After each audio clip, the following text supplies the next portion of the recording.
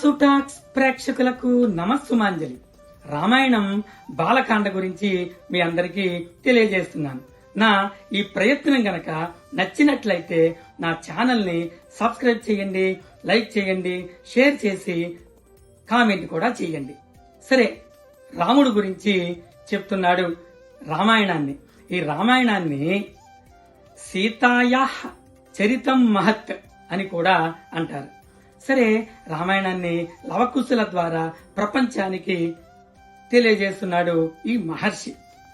రాముడు గురించి చెప్తూ మరి మన వశిష్ఠ మహర్షి రాముడి యొక్క వివాహ సమయంలో రాముడి యొక్క వంశం గురించి చెప్తున్నాడు. ఎలాగ చెప్తున్నాడో ఒకసారి చూద్దాం. వీళ్ళు అయోధ్యని పరిపాలిస్తున్నారు. అయోధ్య రాజధానిగా కోసల రాజ్యాన్ని. ఈ రాజ్యాన్ని ఎవరెవరు పరిపాలించారు? వీళ్ళందరినీ సూర్యవంశస్థులు అని అంటారు. ఎందుకంటారు ఇప్పుడు చూద్దాం. వాళ్ళ యొక్క వంశ వృక్షాన్ని మీకు ఇప్పుడు నేను తెలియజేసే ప్రయత్నం చేస్తానన్నమాట. మొదట బ్రహ్మగారు, తన మానసపుత్రుడు మరీచి, తన కుమారుడు కశ్యపుడు. కశ్యపుడి యొక్క భార్య అతిథి. అతిథికి కశ్యపుడికి పుట్టినవాడే ఆదిత్యుడు, అంటే సూర్యుడు. ఇతని సమయం తర్వాత నుంచే ఈ రాజులందరికీ సూర్యవంశ రాజులు అని పేరు. ఆ తర్వాత తన సూర్యుడి యొక్క కుమారుడు వైవస్వతుడు. ఇతను గొప్ప మనువు అన్నమాట. తన కుమారుడు ఇక్ష్వాకుడు. ఇతని పేరు మీదగానే ఈ యొక్క వంశాన్ని ఇక్ష్వాకులు అని కూడా అంటారు. తన కుమారుడు కుక్షి. అతని కుమారుడు వికుక్షి. అతని కుమారుడు బాణుడు.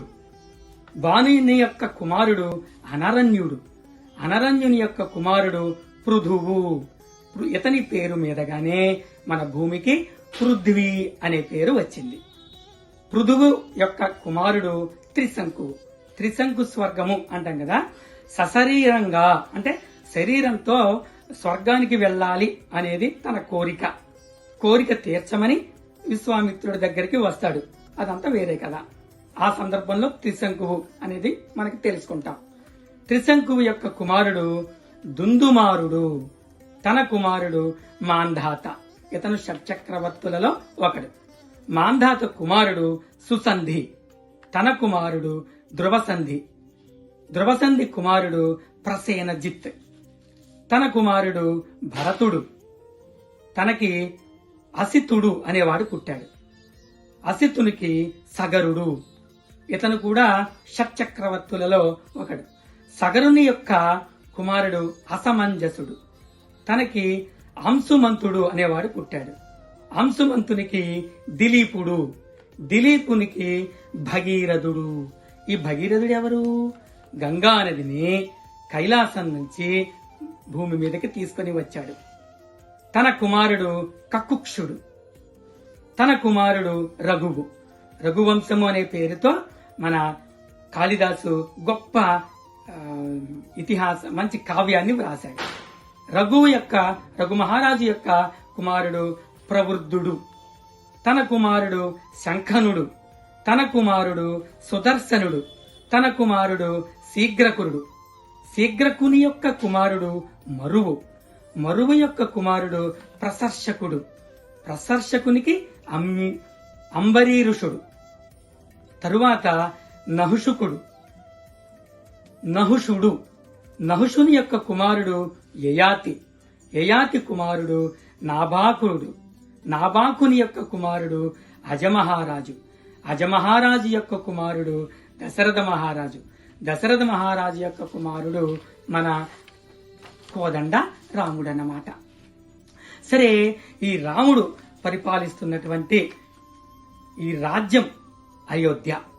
సరే, రాముని యొక్క తండ్రి మన దశరథ మహారాజు. ఈ దశరథ మహారాజు తన యొక్క అయోధ్యని చాలా బాగా పరిపాలించేవాడు. వీళ్ళది కోసల రాజ్యం. దానికి రాజధాని నగరం అయోధ్య.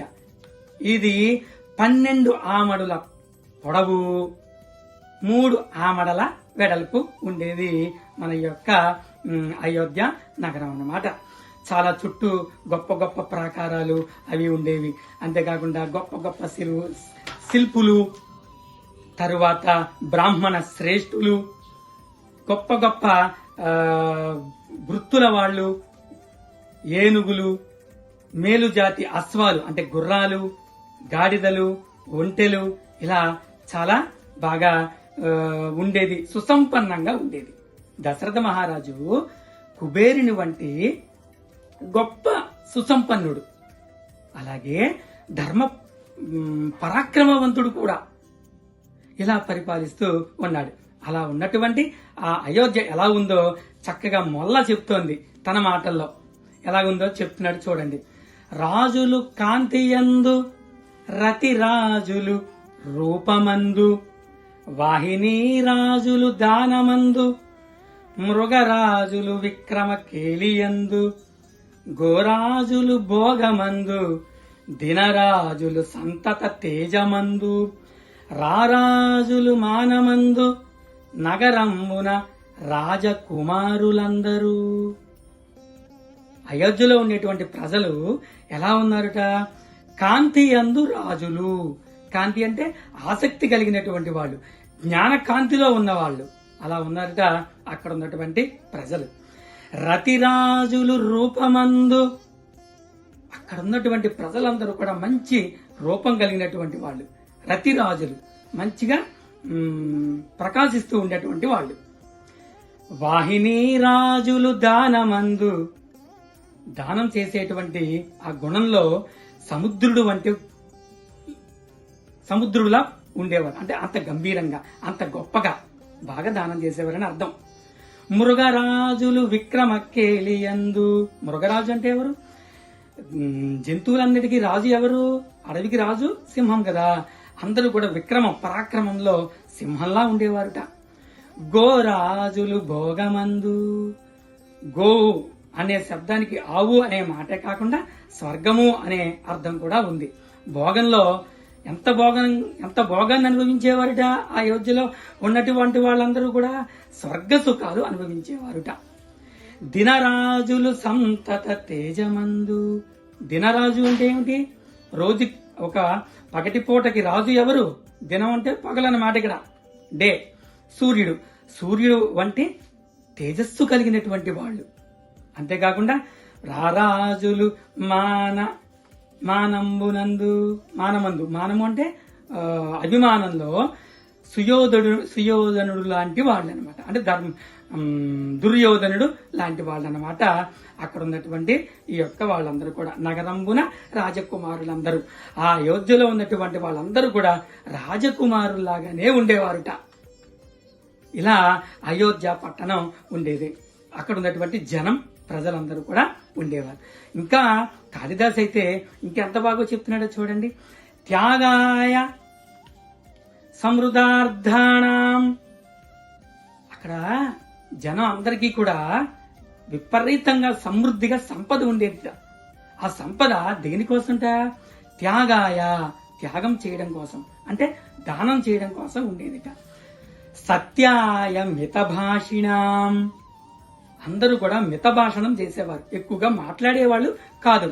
ఎందుకంటే ఎక్కడ సత్యవాక్యాన్ని మనం పలకలేకపోతామో అనే భయంతో అంత చక్కగా మంచి ప్రవర్తనను కలిగి ఉండేవారుట అయోధ్యలో ఉన్నటువంటి వాళ్ళందరూ కూడా.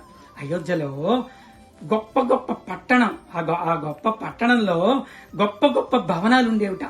ఆ భవనాలు చాలా ఎత్తుగా ఉండేవిట. ఎంత ఎత్తుగా ఉండేవో చెప్తోందన్నమాట మన కవులు చెప్తున్నారు. ఎంత చూడండి, అక్కడ ఉన్నటువంటి ఆడవాళ్ళందరూ కూడా సూర్యుడికి నమస్కారం చేయాలంటే ఆ మేడ ఎక్కి, అంటే ఒక భవనం ఎక్కి, ఆ భవనంలో ఉన్నటువంటి ఆ పై శిఖరం దగ్గరికి వెళ్లి అక్కడ చేతులు పైకెత్తి మన సూర్యుని యొక్క పాదాలు తాకి నమస్కారం చేసేవారట.